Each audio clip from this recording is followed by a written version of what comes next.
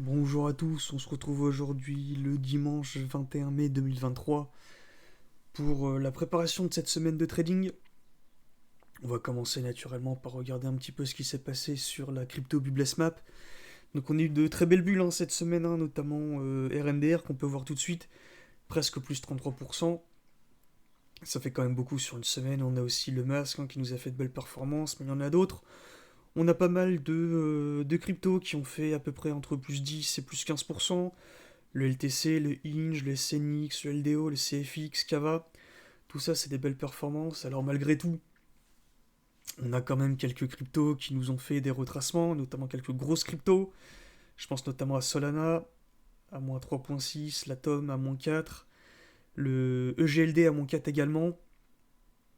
Voilà, alors on a aussi également ce qui est devenu notre nouveau meme coin préféré, le PP, qui nous a fait un retracement quand même de 11%.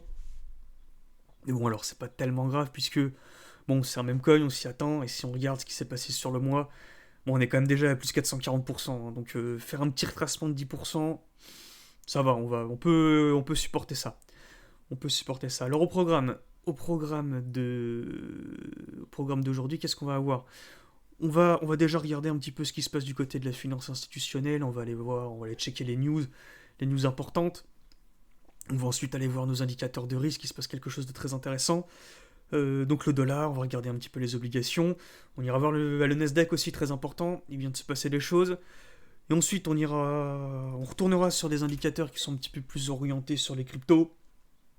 C'est-à-dire qu'on ira regarder la dominance du Bitcoin, le ratio ETH-BTC. On ira se faire un petit tour aussi du côté de l'analyse logarithmique en weekly du BTC. Et ensuite, on ira vraiment dans le dur avec l'open interest, les fundings, le CVD. Et puis on ira faire un petit tour sur les options aussi qui me semble assez intéressant, puisqu'on va avoir des expirations qui vont arriver là, cette semaine. Donc voilà, ça nous fait un programme assez chargé, on va commencer maintenant. Donc on va regarder du côté des news. Du côté des news de cette semaine, on a deux grosses journées, mercredi et vendredi. Alors pourquoi mercredi? Mercredi, on va avoir le FOMC qui arrivera aux alentours à de 8h. Très important le FOMC, à chaque fois qu'il arrive beaucoup de volatilité, donc on fait très attention aux trades qu'on a sur cette période. On a également vendredi, là ce qui va être important, ça va être 2h30, le Core PCE Price Index. Ça c'est pareil, beaucoup de volatilité sur cette période-là. Donc, comme à chaque fois les annonces, faites vraiment attention aux trades que vous avez. Généralement, on va chercher les stops en haut et en bas. Donc voilà, vous êtes prévenus. Donc maintenant, on va regarder un petit peu nos indicateurs de risque. Donc le premier, c'est le dollar. Alors le dollar, depuis mercredi dernier, qu'est-ce qu'il nous fait? Il nous fait un très très beau rallye haussier. Un très très beau rallye haussier qu'on peut voir là. Donc malgré une petite mèche, malgré une petite bougie ici, voilà, enfin pas encore de retournement, un petit retracement. On a fait quand même une belle augmentation de combien? Allez, plus de 2,5%. C'est généralement pas très bon signe pour tout ce qui est marché crypto. Surtout qu'en plus, durant toute la baisse qu'on a eue précédemment, là on a pas mal de pics qui nous permettraient en fait de prendre la liquidité à chaque fois. Et là la prochaine target qu'on peut viser, c'est à peu près celle à des 105 $. Donc bon, on a quand même une belle marge de progression à prendre. Tout ça, c'est très mauvais pour le marché crypto. Tant que le dollar monte ou est dans une tendance haussière, on ne peut pas s'attendre à avoir de nouveaux plus hauts sur les cryptos. Donc faites attention à vous, ça nous indiquerait quand même un marché baissier ou tout du moins un beau retracement sur le Bitcoin. On fait attention. Alors, on va coupler ça aussi à quelque chose d'extrêmement intéressant. Si on regarde les obligations, si on regarde les rendements, donc peu importe, le 2, le 5, le 10, le 30, on va prendre le 10 puisque je trouve qu'il est assez représentatif. Il nous fait la même chose en fait. On a eu, on a eu des beaux W qui se sont faits. Et depuis, en fait, voilà, on a une belle tendance haussière qui est là. Très mauvais également, en fait, pour les marchés à risque, et notamment les cryptos, puisque je vous rappelle que Les obligations, c'est le rendement sûr par excellence, hein. C'est là que les institutionnels mettent de l'argent quand les taux sont hauts. Et là, on a eu une augmentation très, très récemment, hein, donc c'est pas une surprise, hein, l'augmentation de ces taux. Et là, c'est pareil, hein, couplé à une augmentation à du dollar, on peut vraiment pas s'attendre à avoir de l'argent qui coule à flot sur les marchés à risque tant qu'on a ce genre de configuration sur le dollar et sur les obligations. Alors, c'est un petit peu à nuancer tout ça puisqu'il vient de se passer quelque chose d'extrêmement intéressant sur le Nasdaq. On va essayer de prendre un petit peu à de hauteur. Voilà, c'est ça. Vous pouvez le voir ici. On a eu. Attends, je vais faire en sorte que c'est un petit peu plus lisible. On a eu le break d'une résistance qu'on peut voir ici, et ça, il faut faire vraiment très attention parce que ça peut dire deux choses. Ça peut dire deux choses. C'est soit en fait, on se met à breaker cette résistance à peu près au niveau des 13 700 et puis on se met à latéraliser au-dessus, ce qui serait extrêmement bon en fait pour le Bitcoin parce que le Nasdaq c'est alors un indice des valeurs technologiques, mais une fois qu'on a ça, c'est généralement très très bon pour le marché crypto, hein. Et là, vous pouvez voir on a quand même un antagoniste assez profond. On va avoir toutes les valeurs technologiques qui se mettent à faire des hauts de plus en plus hauts et à casser les structures importantes. Et de l'autre côté, on a une augmentation en fait du risk on avec le dollar et les obligations. Donc il y en a un des deux qui ment, et tout l'objectif c'est de savoir lequel. Est-ce que en fait sur le Nasdaq, on est simplement sur une petite prise de liquidité, auquel cas il faudrait s'attendre à quoi? Il faudrait s'attendre à avoir un retournement en fait en dessous de cette résistance, et puis on serait reparti pour faire à des plus bas, pour aller chercher, moi je sais pas, par exemple, des targets à peu près à ce niveau-là, au niveau des 12 650. Donc bon, prenez conscience qu'il y en a un des deux qui ment, et tout l'objectif ça va être vraiment de savoir lequel.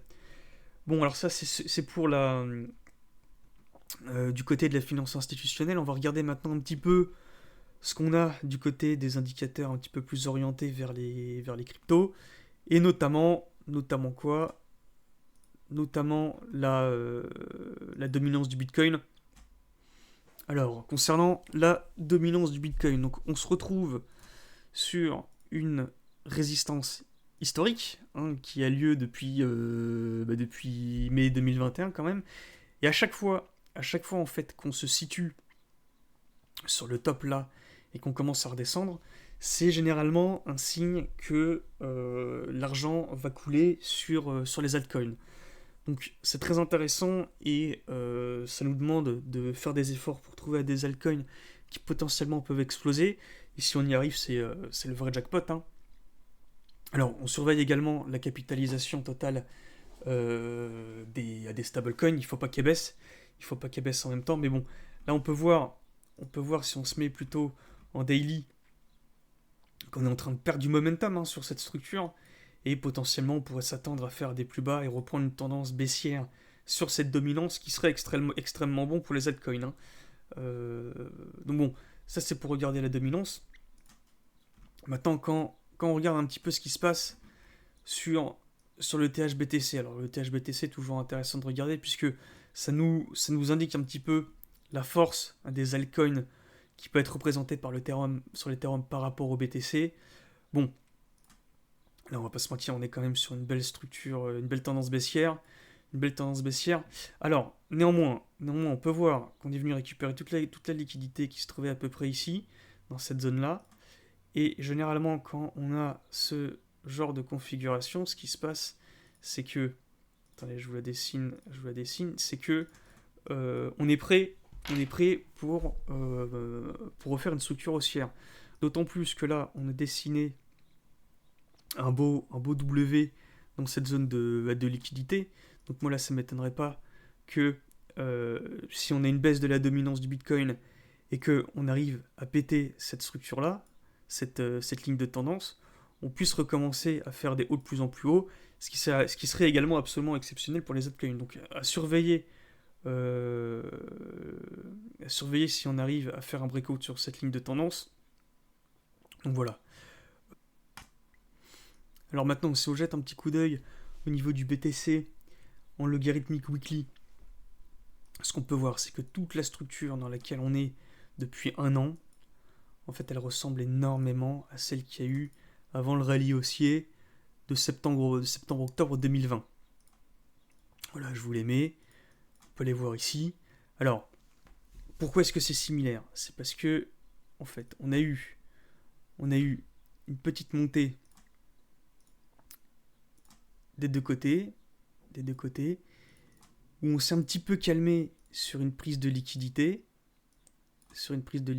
qui est ici. Alors attendez, je vais vous les mettre sur les deux en même temps, histoire que vous puissiez bien voir. Et suite à cette prise de liquidité, ce qui s'est passé sur la structure précédente, c'est qu'on a eu, on peut le voir ici, on a eu un petit retracement en fait dans la zone. Non, c'est pas ça que je vais mettre, c'est le poteau Fibonacci. Dans la zone de rechargement des 618,079 pour ensuite amorcer le rallye haussier. Et donc, si on regarde un petit peu ce qu'on a nous de notre côté, en fait, on pourrait s'attendre à la même chose. On pourrait s'attendre à un retour dans la zone. Alors, je vais mettre un petit peu mieux cette ligne de tendance. Voilà, c'est plus quelque chose comme ça. Un retour dans la zone des 0,79. On s'appuierait sur cette ligne des tendances pour ensuite amorcer un mouvement beaucoup plus énervé. Et là ensuite on irait casser la résistance à peu près au niveau des 50 et on irait faire un nouvel ATH. Donc intéressant de regarder ce cas-là. Ce qu'il faut retenir, c'est que dans cette perspective, ce qui se passerait, c'est qu'on aurait quand même un retracement. Et un retracement relativement important. Puisque là ça nous ferait quoi? Ça nous ferait un retracement d'à peu près, allez, une quinzaine de pourcents. Et encore, il faut faire attention parce que bon, alors, si on part sur ce genre de scénario, ce qui se passerait, c'est que, on irait déjà combler toute l'imbalance qu'on a sur cette partie-là. Allez, on va s'arrêter ici. Tac, je vous le mets en évidence.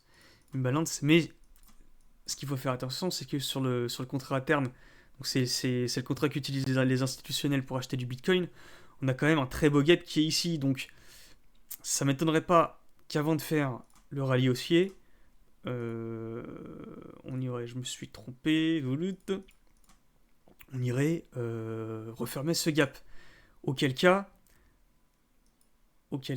ça nous ferait une chute beaucoup plus importante d'à peu près 22-23%. Donc il faut faire attention, si on commence à amorcer un mouvement correctif, on peut retracer très loin. On peut quand même retracer très loin. Bon, ça c'était pour l'analyse un petit peu plus long terme en logarithmique. Alors si maintenant on regarde un petit peu du côté de Coin Analyse, pour regarder d'autres indicateurs extrêmement intéressants. Bon, alors, on va se mettre sur un time frame un petit peu plus bas, là on va se mettre sur du 1 heure.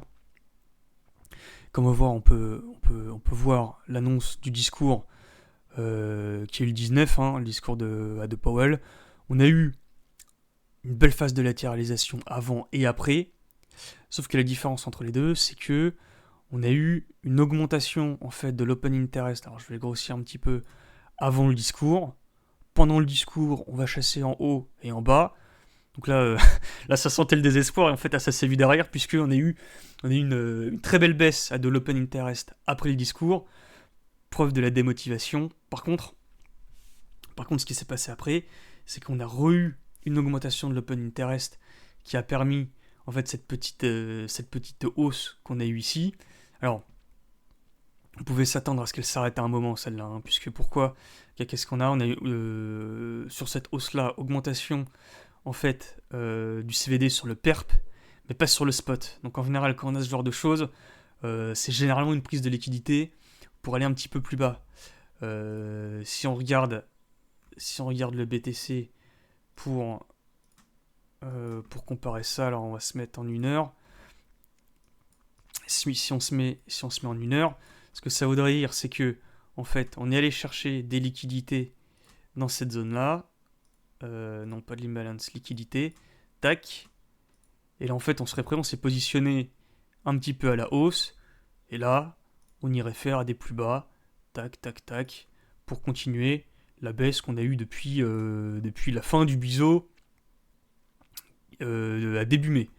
Donc c'est un petit peu dangereux parce que tant qu'en fait on n'a pas une reprise à la hausse sur le CVD en spot, ça me paraît compliqué d'amorcer un mouvement haussier qui soit consistant, et on irait même plutôt chercher des plus bas. Alors maintenant on va s'intéresser un petit peu aux options qui sont contractées sur le Bitcoin. Alors, ce qu'il faut savoir sur les options, il y a plusieurs choses. C'est que les options, c'est intéressant de regarder quand on est à des périodes spécifiques. C'est-à-dire quand c'est les expirations trimestrielles, là c'est extrêmement intéressant, ou, ce qui est plus notre cas maintenant, les expirations mensuelles, celles du mois de mai. Donc, on peut voir ici, hein, on peut voir les différentes expirations. Nous, on va prendre le 26, puisque c'est là où c'est le plus intéressant. Alors le deuxième truc important aussi, c'est que c'est souvent les institutionnels qui vont contracter des options. C'est plus rare pour les particuliers.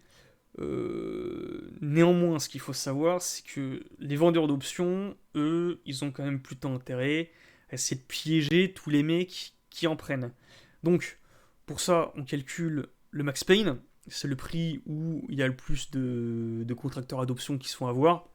Et généralement, le prix, il a quand même tendance à se diriger vers le max pain au moment de l'expiration. Donc c'est pour ça, c'est un indicateur qui est plus intéressant sur des fins de trimestre plutôt que sur des fins de mois, mais ça nous donne quand même une belle indication de plus ou moins une zone de prix vers laquelle on va se positionner. Là, on peut voir que comme on a des pics aux alentours des 25 et des 28, on reste quand même, pendant cette semaine, de rester dans cette tranche-là. Voilà, on reste quand même de rester dans cette tranche-là. C'est très peu probable qu'on dépasse ces deux bornes. Et ça nous indiquerait que comme on est quand même pas mal sur ce prix, hein, voire même on est dessus, on aurait quand même un mouvement sur une semaine qui resterait dans ce range-là. Voilà. Et ben voilà, messieurs, on a fini notre petit tour. Ça m'a l'air d'être assez complet quand même. Donc voilà, pendant que je suis en train de faire la conclusion, on a une belle bougie rouge qui est en train de se faire sur le Bitcoin. N'hésitez pas à vous abonner pour avoir la suite des vidéos. On va essayer de faire des vidéos d'analyse du Bitcoin, de l'Ethereum et des altcoins quotidiennes, en plus des analyses hebdomadaires comme celle-ci. Donc voilà, je vous souhaite un excellent dimanche et puis à la prochaine.